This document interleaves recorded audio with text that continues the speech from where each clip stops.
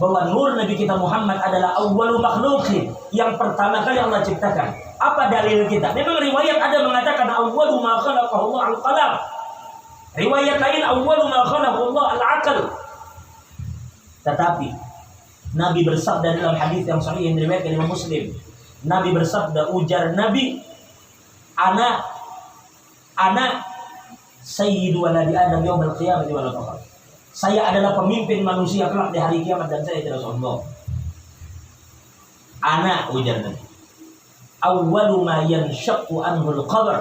Aku adalah orang yang pertama kali kubur akan terbuka dan dibangkitkan dari kubur. Di dalam riwayat lain, awwalu ma tanshaqqu anhul ardh. Akulah orang yang pertama yang bumi itu akan terbelah dan akulah yang akan pertama dibangkitkan oleh Allah. Lalu ada yang bertanya, loh ini kan dalil bahwa Nabi yang pertama dibangkitkan setelah kiamat. Lalu mana bukti bahwa beliau yang pertama kali diciptakan? Ini kan hadis sahih riwayat Imam Muslim menyatakan Nabi yang pertama kali dibangkitkan setelah kiamat. Tapi mana dalil bahwa beliau yang pertama diciptakan? Allah berfirman di dalam Al-Quran, kama bada'na awwala khalqin nu'idu. Sebagaimana kami mulai, seperti itu akan kami ulang. Artinya ulama katakan bahwasanya kebangkitan Nabi pertama kali setelah kiamat ini adalah pengulangan ketika Allah pertama menciptakan nur Sayyidina Muhammad. Ya fauza Nabi Sayyidina Muhammad. Betapa beruntungnya kita dengan Nabi. Seorang Nabi yang tidak akan menikmati surga ketika semua orang berebut masuk surga. Tapi beliau tidak ingin menikmati surga dan keluar masuk dari dalamnya untuk mencari umat beliau agar tidak ada satupun dari umat beliau yang diazab oleh Allah Subhanahu wa taala. Bahkan dikatakan dari al-jannatu wa na'imuha sa'dul liman yusalli wa yusallim alaihi. Bukan hanya Nabi, surga itu sangat merindukan dan mempersiapkan diri kepada orang yang mencintai Nabi Muhammad. Jadi saya yakin bukan almarhum al-maghfurlah Ustadz Haji Marwi yang menginginkan dan merindukan surga, tetapi surga yang insya Allah merindukan beliau. Orang yang hidupnya selalu memuji Nabi Muhammad. Surga itu hadiah bagi kita umat Nabi Muhammad. Maka antara hadiah dan yang diberi hadiah tentu lebih dicintai yang diberi hadiah. Mudah-mudahan Allah Subhanahu wa taala menjadikan hati kita, menjadikan kita semua benar-benar tenggelam di dalam kecintaan kepada Nabi Muhammad. Makanya kita gembira, subhanallah, begitu datang ke tempat ini jarang-jarang ada majelis khaul, di situ juga dipuji Nabi Muhammad. Di situ juga dipuji Nabi Muhammad. Kalau kita buka kitab At-Ta'rifat tulis oleh Imam Al-Jurjani.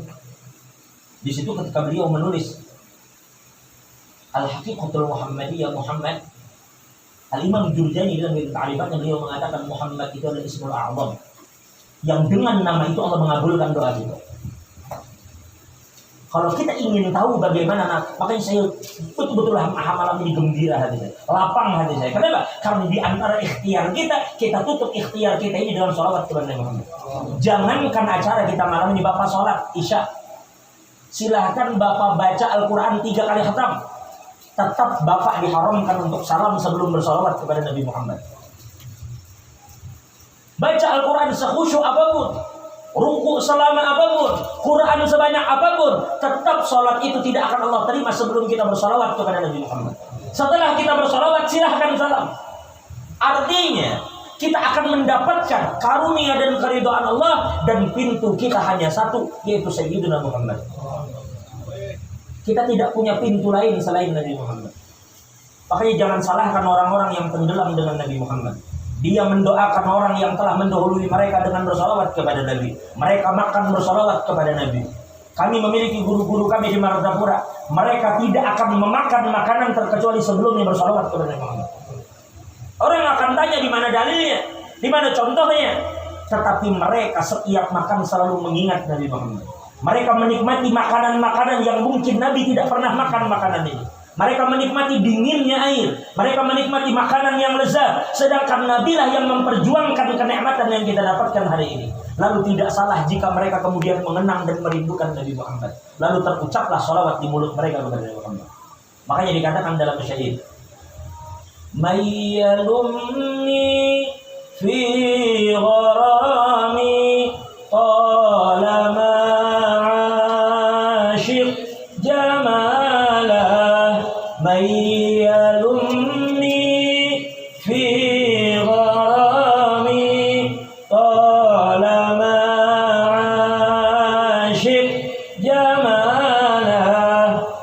siapa yang mencela saya manakala saya tenggelam di dalam keindahan Sayyidina Muhammad.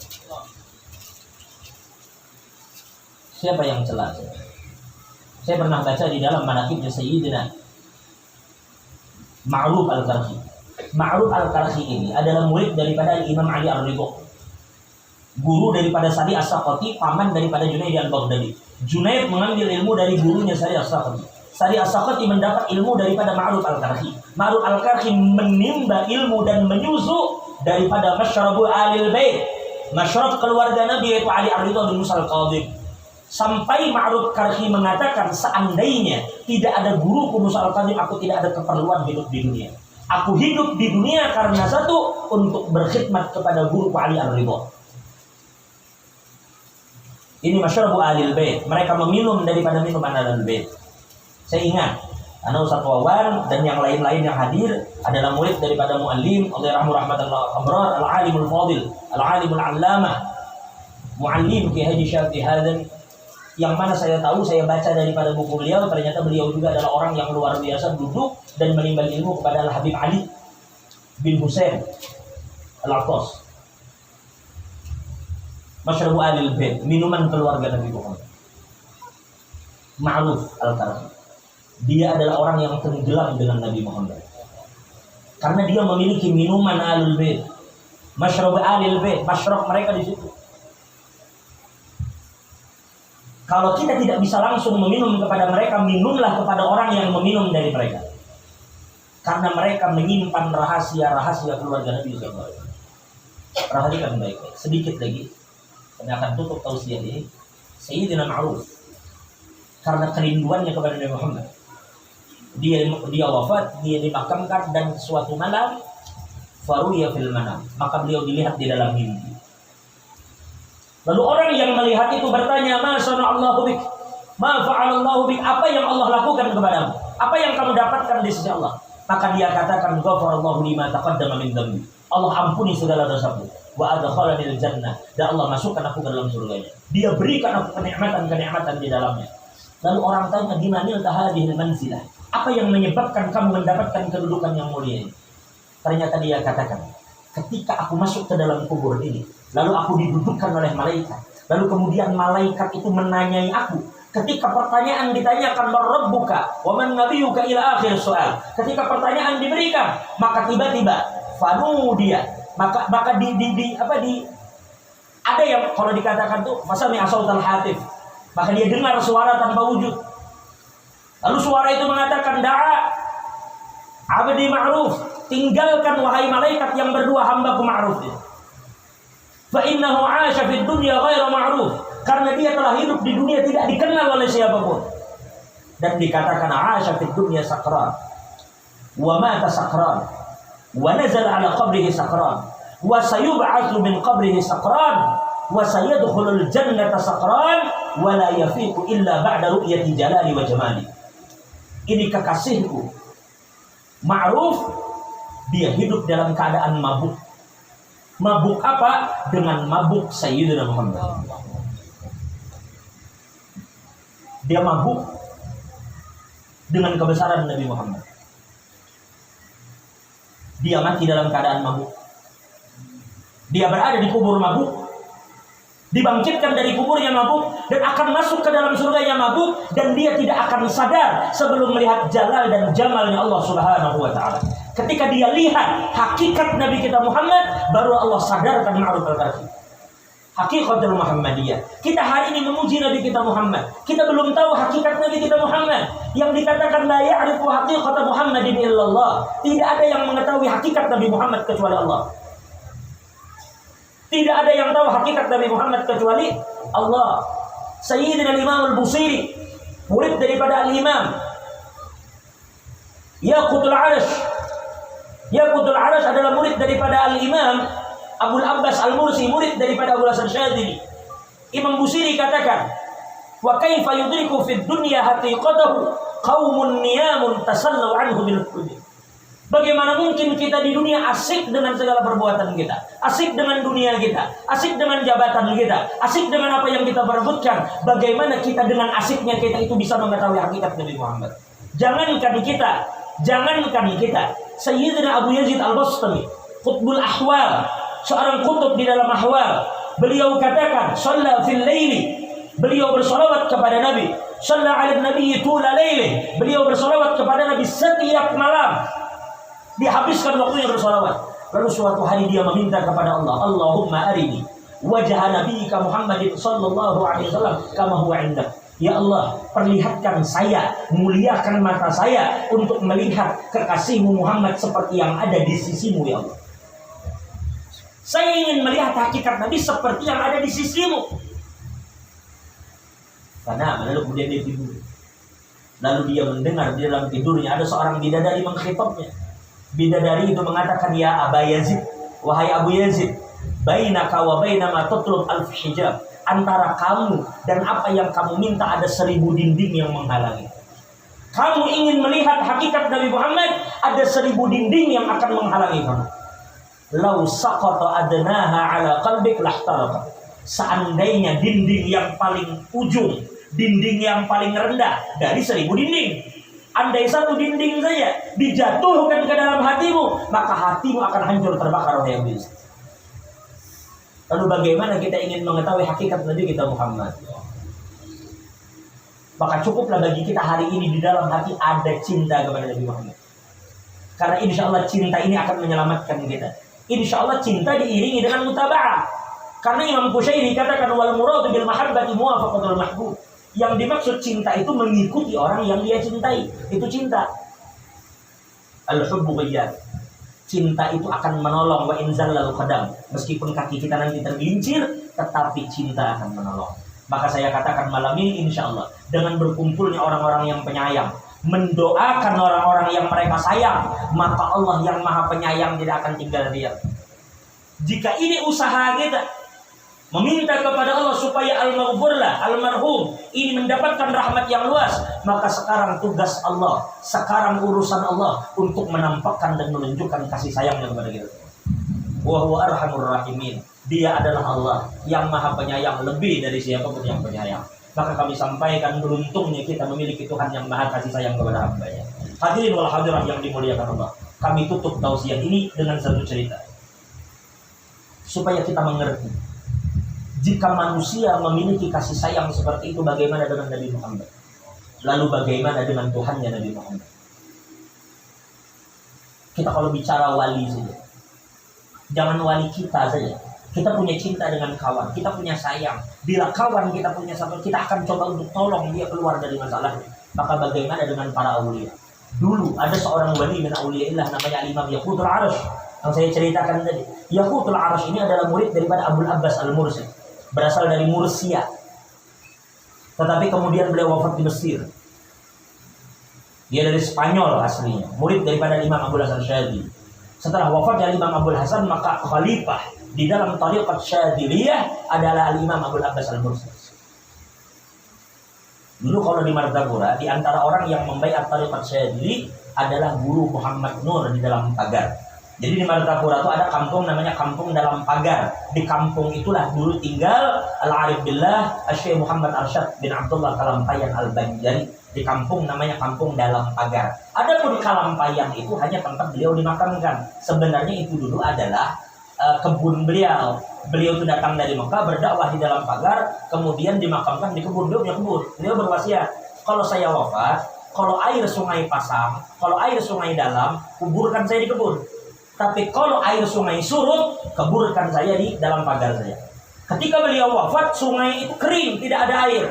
Berarti orang akan kuburkan di dalam pagar. Tapi subhanallah, begitu beliau wafat, tiba-tiba hujan deras, sehingga dikuburkanlah beliau sesuai keinginan beliau di kebun beliau yang hari ini disebut dengan Kalampayan. Nah itu tariqat itu dulu kami ambil di sana, kami dapatkan dari orang tua kami daripada guru Muhammad Nur. Nah, ini bersumber daripada Al-Imam Yaqutul Arash. Dulu, nah ini kita penting bagi kita semua yang hadir. Tadi kata beliau, Masya Allah, beliau ini seorang ulama LC, MA, tetapi beliau ingat terhadap guru beliau yang dulu mengajarkan beliau. Ketika beliau kecil, beliau katakan, memang seperti itu kita dengan guru. Biar bagaimanapun guru kita adalah guru orang tua kita. Jangan sampai terjadi kita kemudian merasa hebat. Kadang-kadang orang sekarang dia merasa kuat sedikit, guru sendiri dihantam. guru sendiri diantar. Makanya pepatah mengatakan, saya ajarkan murid saya memanah, begitu tangannya kuat, saya yang dipanah. Hati-hati kita. Kita perhatikan beliau bagaimana dengan guru beliau. Panah terhadap guru itu perlu. Kenapa? Karena untuk memfanakkan diri kita dengan Tuhan kita tidak mampu.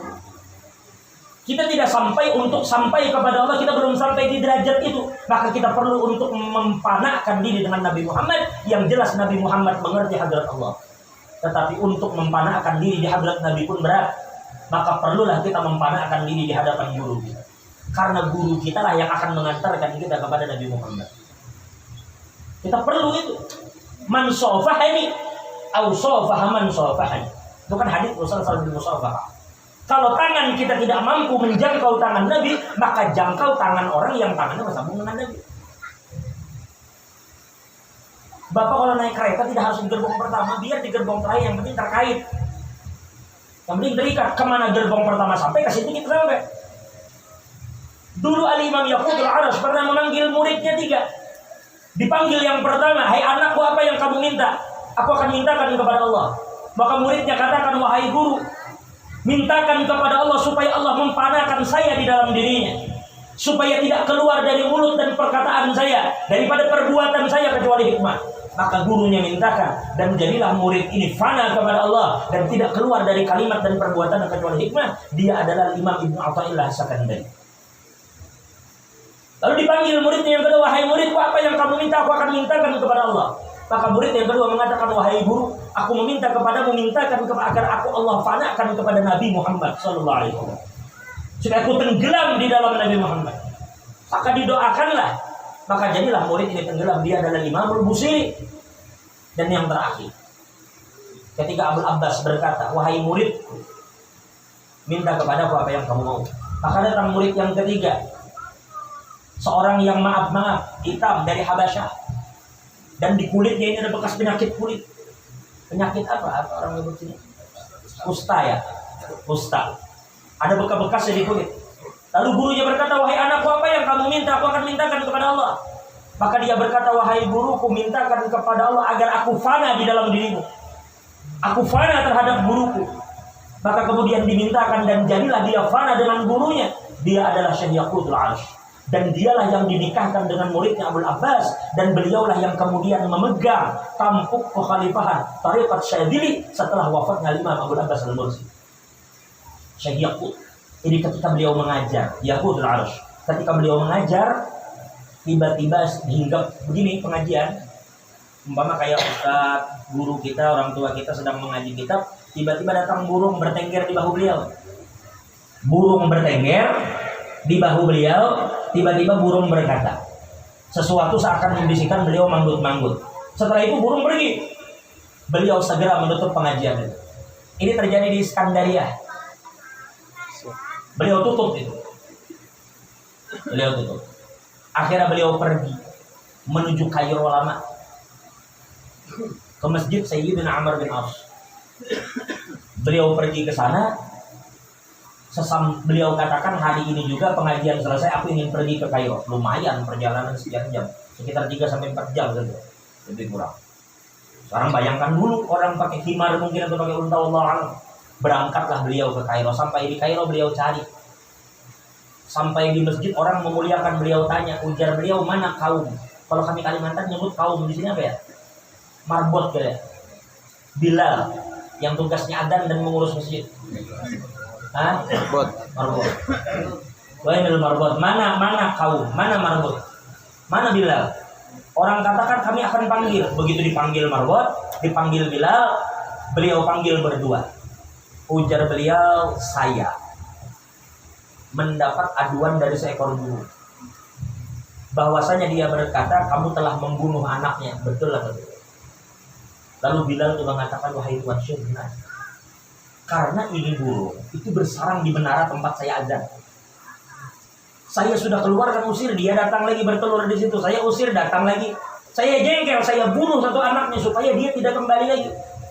Maka merah wajah beliau. Maka beliau katakan, irhamu man fil ardh, sayangi siapapun yang di bumi. Jangan lagi kamu ulang perbuatanmu, aku akan memintakan ampun kepadamu untukmu kepada Allah.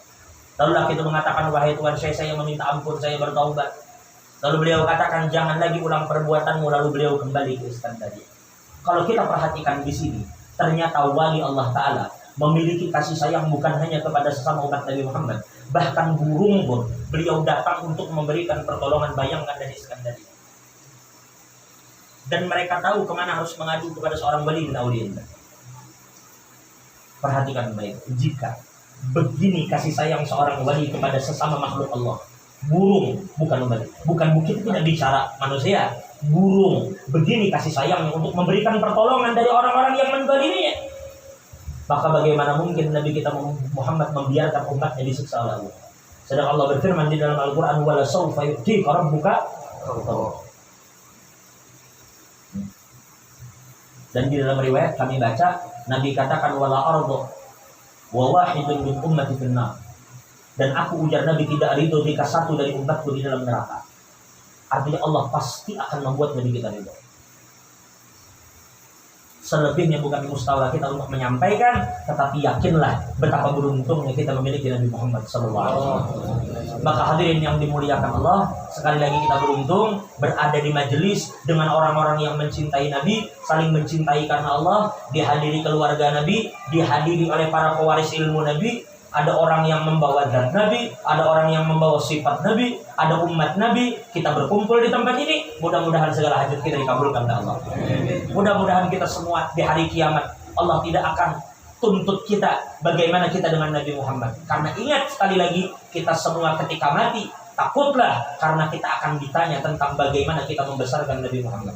Kita akan ditanya bagaimana perlakuan kita kepada Nabi Muhammad. Maka mumpung kita hidup, berbuat baiklah kepada keluarga Nabi Muhammad. Karena apa? Karena Nabi Muhammad. Di kubur kita ditanya, ma taqulu fi hadzal rajul alladhi bu'itsa fikum wa fil khalqi?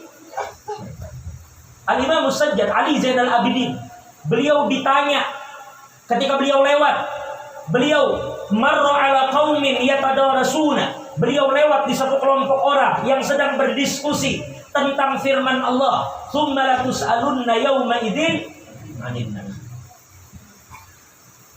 Ada orang berdebat, apa sih yang dimaksud nikmat yang kita bakal ditanya kelak di hari kiamat? Wajah kullu wahidin bima fatahallahu alaihi. Maka setiap orang membawa argumen. Satu katakan, oh kita nanti bakal ditanya umur kita kemana kita gunain. Ada yang satu katakan kita akan ditanya harta kita kemana kita gunakan. Ada yang satu katakan jabatan kita kemana kita pakai. Semua datang membawa argumen. Maka Al-Imam As-Sajjad Ali Zainal Abidin mengatakan, ya waihakum wa'lamu annal murada bin na'imi fi qawlihi ta'ala thumma latus'alunna yawma idzin 'anil na'im huwa jaddi Rasulullah. Beliau katakan, yang dimaksud nikmat yang kalian nanti pasti akan ditanya tentang nikmat itu, dia adalah kakekku Nabi Muhammad. Kita akan ditanya tentang Nabi Muhammad. Mudah-mudahan Allah berikan cinta di hati kita kepada Muhammad. Coba setelah ini nanti, setelah pulang, Bapak buka saja YouTube, Bapak cari namanya ada Hasan Haffar. Hasan Haffar, seorang ulama di Suriah. Beliau ini menghabiskan siang malam hanya untuk memuji Nabi Muhammad. Sampai dia berwasiat, apabila saya mati, maka jangan biarkan berpisahnya ruh daripada jasad saya menghalangi jasad saya mendengar pujian pada Nabi Muhammad. Akhirnya dia berwasiat, dia sudah dikafankan, dia dimandikan, dikafankan, siap diarak ke kubur, maka diarak dengan maulid. Karena di siang malam selalu memuji Nabi, dia berwasiat, selama ada ruh di tubuh saya, maka saya selalu dengarkan atau lantunkan pujian kepada Nabi. Jika memang mulut saya kaku dan tidak bisa lagi berbicara memuji Nabi, maka jangan biarkan telinga saya terhalang untuk mendengarkan pujian kepada Nabi Muhammad. Maka diarak ke kuburnya dengan diperdengarkan pujian-pujian kepada Muhammad. Sampai yang luar biasa saya kagum, ada seorang yang mentalkin beliau. Ini saya katakan talkin gokil. Kenapa gokil?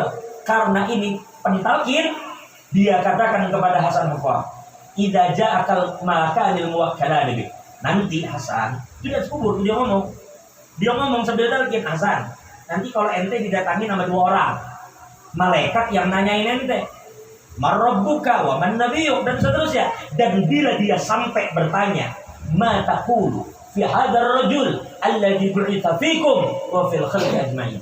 Bila dia tanya kamu hai Hasan tentang Nabi itu, Maka jawab kepada dua malaikat itu bilisanin fasih salifin bila khauf wala fazah.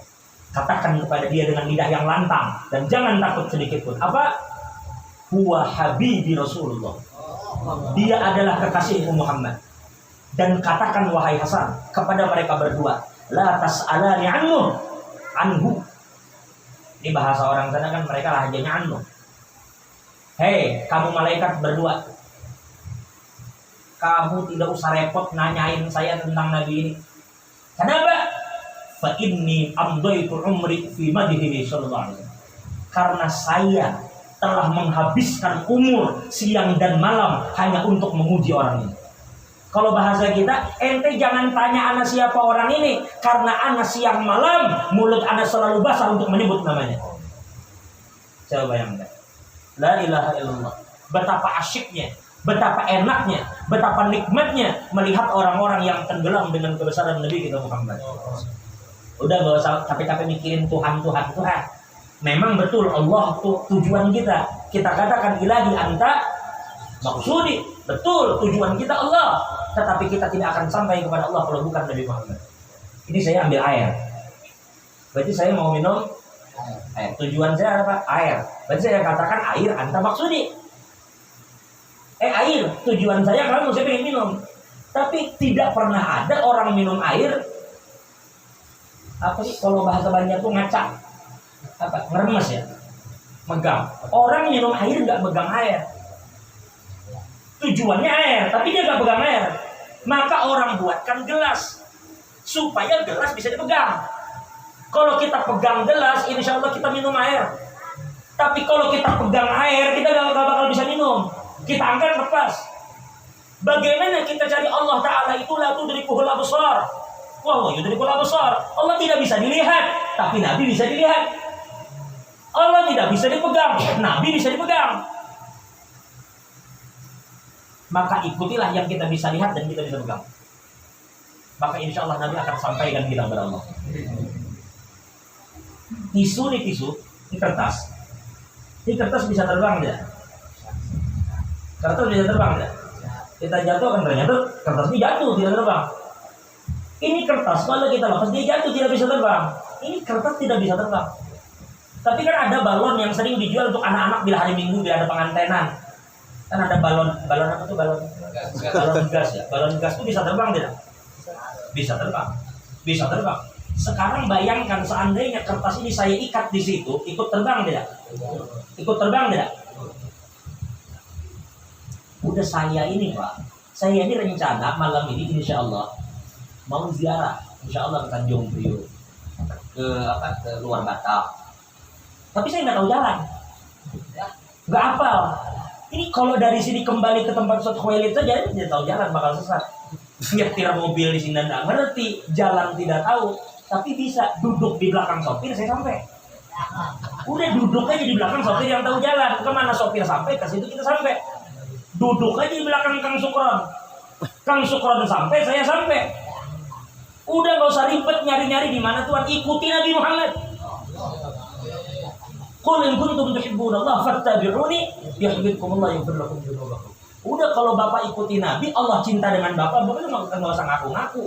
Bukan Bapak yang ngaku, Allah yang ngakuin, Allah cinta kepada Bapak. Yuhibbukumullah wa yaghfir lakum dzunubakum, Allah akan cintai Bapak. Maka mulai malam ini lakukan semua yang Bapak lakukan dengan niat mengikuti Nabi Muhammad. Niatkan. Kita minta ampun malam ini, pasti diampuni Tuhan. Kita nih istighfar. Astagfirullah ya Allah, saya minta ampun kepadamu. Pasti diampuni. Pasti. Belum tentu. Kita minta ampun, yang ampuni urusan Allah. Allah pengen ampuni, diampuni, dia tidak. Kita nggak bisa desak Tuhan. Tapi kalau Bapak beristighfar, oke, yang pertama niat kita istighfar apa sih? Minta ampun kan? Maka Allah bisa ampuni, bisa tidak. Tapi ingat, ada satu hal yang kami diajarkan guru-guru kami di Martapura. Mereka katakanlah, apabila kalian beristighfar, selain meminta ampun, tambah lagi satu niat. Apa dia? Aku beristighfar untuk mengikuti Nabi Muhammad. Nabi pernah beristighfar tidak? Pernah. Lalu kita ikuti Nabi. Maka Allah berjanji, yuhibbukumullah wa yaghfir lakum dzunubakum. pasti Allah akan ampuni dosa kamu. Bukan karena istighfarmu, tetapi karena ittiba'nya kamu dengan Nabi Muhammad. Karena ikutnya kamu dengan Nabi Muhammad. Mudahan Allah ampuni dosa kita. Allah tutup segala dari kekurangan kita. Mudahan habaib kita diberikan panjang umur, diberikan kesehatan, keafiatan oleh Allah. Dan mudah-mudahan kita semua yang hadir, para ulama kita, para guru-guru kita, mudahan panjang umur, sehat, afiat. Dan mudah-mudahan sekali lagi kita berkumpul, berpisah karena Allah. Kita dikumpulkan di dunia, mudahan kita dikumpulkan fi a'la paradisil jinan. Dan mudah-mudahan kita semua yang hadir tidak akan berpisah dari sini kecuali dosa kita diampuni Allah. Aib kita ditutup Allah. Mudah-mudahan segala hajat kita dikabulkan Allah. Dan Allah anugerahkan kita husnul khatimah ba'da tulil umur fi khair wa lutuf afiyah ala hadhihi an-niyyah wa ala kulli ma nawa bihi salafus salih wa ila hadratin nabi sallallahu alaihi wa alihi wa sallam. Al-Fatihah. A'udzu billahi minasyaitonir rajim. Ya benar benar sekali mungkin ini yang saya bisa sampaikan, kurang lebihnya saya mohon maaf. Al-afwu ala tatwil, wabillahi taufiq wal hidayah. Assalamualaikum warahmatullahi wabarakatuh.